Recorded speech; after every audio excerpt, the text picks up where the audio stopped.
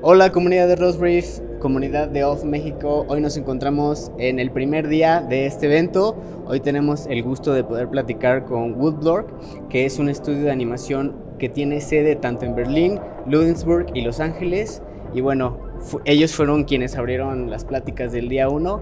Y pues nada, estamos muy felices de poder estar aquí. Hello guys, how are you? How do you feel today, and how was the welcome from all the people? Very beautiful. We feel at home here. It was a nice reception. I think the talk went really well. So we're really happy to be here and to see how the rest of the festival unfolds since we started it off. Incredible. Yes, same here. Very happy. Mexico is always beautiful. So yes, just happy. Yeah, totally feel right at home. Like, so we're based in Berlin, right? Okay. And there's lots of similarities to like Berlin and Mexico City, I think, right? Like it's very like, you know, a very free city. You know, people, you know, enjoy the arts and It's amazing. It's amazing. Well, having you here and be part of this really big and incredible event. And well, I would like to address this interview asking you about all the incredible work that you have done, but specifically the thing that you done at the Sphere. That was the end of Genesis. It was a really big project, and I know that maybe you have to overcome a lot of challenges, but I would like to ask you, how do you balance this artistic storytelling with these technical and commercial demands in this specific project? So in the case of the Anima project, we did kind of a co-creative direction. Anima came with their own creative director, so we were not like in the commercial world. Often, like the ideas come from other people. We were fortunate that we had some kind of influence on this. So yeah, I think with the timeline constraints the whole project had, it was quite difficult because we had to pump out a lot of material in a short time. But I think we got at least some of our ideas in there, and of course the technical challenges and the sort of figuring out how to use that media, because it's very different from a traditional screen. That was really fun. And did you have any challenge? I mean, Many. the project was from start to finish. It was a one long challenge. So I mean, as Tom said, right, the great thing with Anima himself, he's big here in Mexico, right? So he has his own visual language and universe established already. So for us, the biggest challenge of the project was actually to make it work in the Sphere, right? And it's this venue is like from the pure technological perspective, it is so demanding, and this was indeed the biggest challenge, just making it work from a tech perspective. I mean, like for us, it was in the beginning when we were approached to do this project. Okay. We actually we thought about this like very long, and we did the math because you had to do the math for this project. It's like the sheer amount of data that you have to create, right? So we did the math, and we actually we voted on it, like if we should take this on or not, right? After we kind of like found out that it is possible if we are disciplined, right, and we stick to the plan, you know. But yeah, we are always we try to, like, for us it's most important to keep the quality up, right? So we actually, there was a point where we were thinking about, if we cannot do this the way we want to do it, then we're not going to take it on. But we thought that we could do it, so we took it on, and it worked in the end. Yeah, I think that, well, you have to do a lot of different things, and you have to manage a lot of different skills to achieve that kind of project. Suddenly it was a really big challenge. But this is my second question about the tools and this internal process that you have, where you have to do this kind of things. Obviously you have a really big background behind you, all the different projects, but I would like to ask you, what is this creative process that you follow to have and get these goals? So our creative process, if we break it down to the most simple terms, we like to work in very broad strokes in the beginning and basically lay out all the important parts, and then gradually push everything up to the same level, and then hopefully in the end have enough time and energy to do the last stretch, because the last 10% of a project where you really polish it and make it shine, this is the most taxing and demanding part. Basically, you have something that is working, but you want to push it to the limit. Perfect. Yeah, I think in terms of creative process, not too much to add to that. I think this really is the main thing, like from rough to fine. That's how we work and everything, and that's what works best for us, right? Yeah, I mean, we've done this now for 20 years almost, right? So we learned the hard way, right? So like we have a certain amount of quality that we want to put into the project in the end.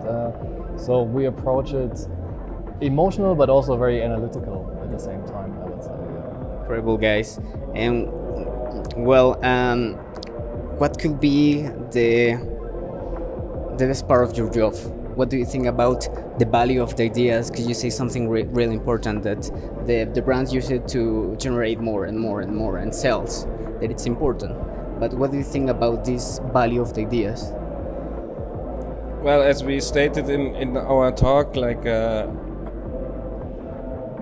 we want to give our clients kind of the best thing that we can offer. Okay. So often clients approach us with saying like, okay, we want you to create a specific thing, but then the promises sort of faded away during the projects, right? Because they, as we said, went away from taking risks and often returned to like what they knew was working. And this is like, for us, we want to push the boundaries of our creative work and also the boundaries of creative work in general. And this was kind of a hindrance, because in the end, what comes out is not what we imagined.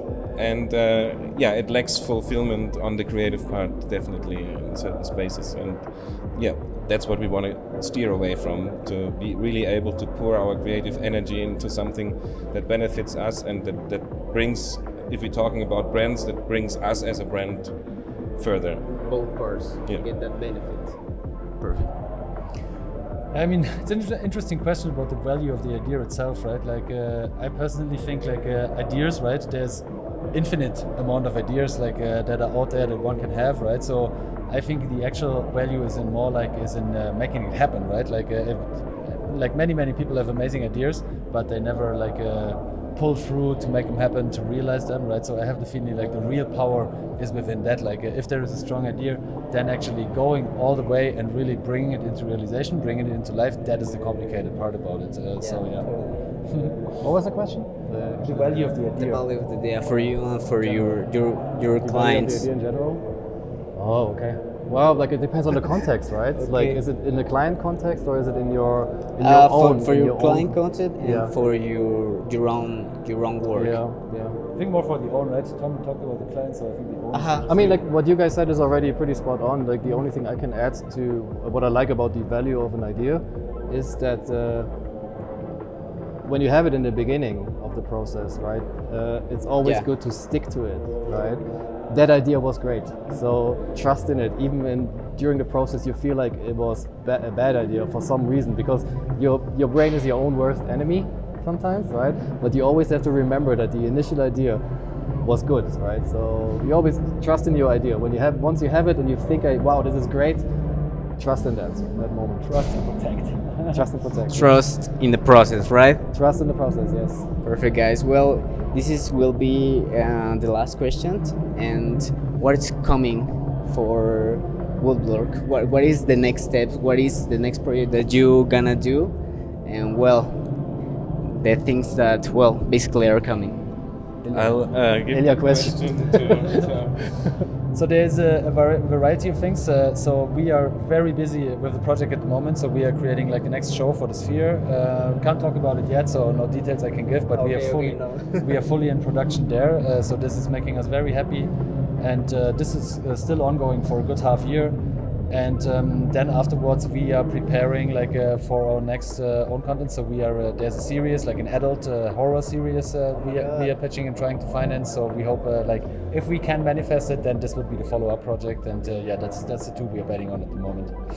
Okay. Well, I have another question about your short film.